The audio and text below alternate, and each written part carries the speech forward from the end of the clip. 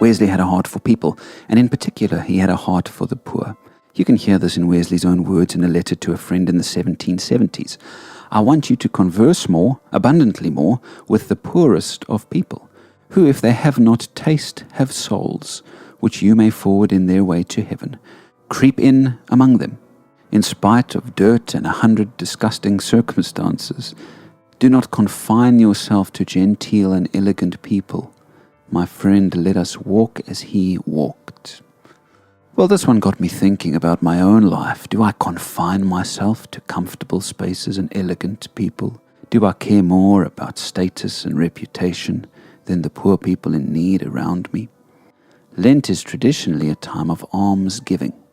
I've focused strongly on the traditional prayer and fasting aspect of Lent, but perhaps I've dropped the ball slightly in only bringing the practice of almsgiving in so late in our journey.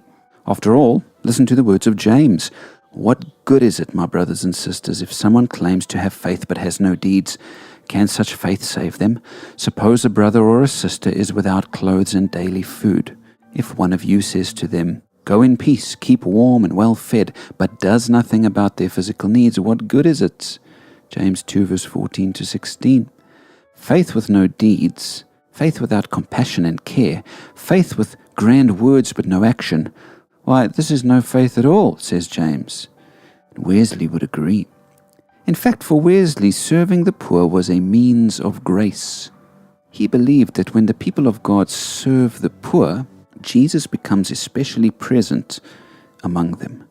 If you want to experience something of God's grace, one way would be to commit to caring for the poor.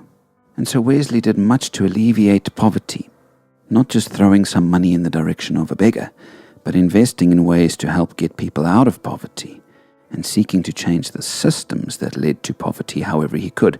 In fact, my friend Jared Henry, a Nazarene pastor in America, wrote an article which really got me thinking. It was entitled, "Why I Stopped Giving to the Poor."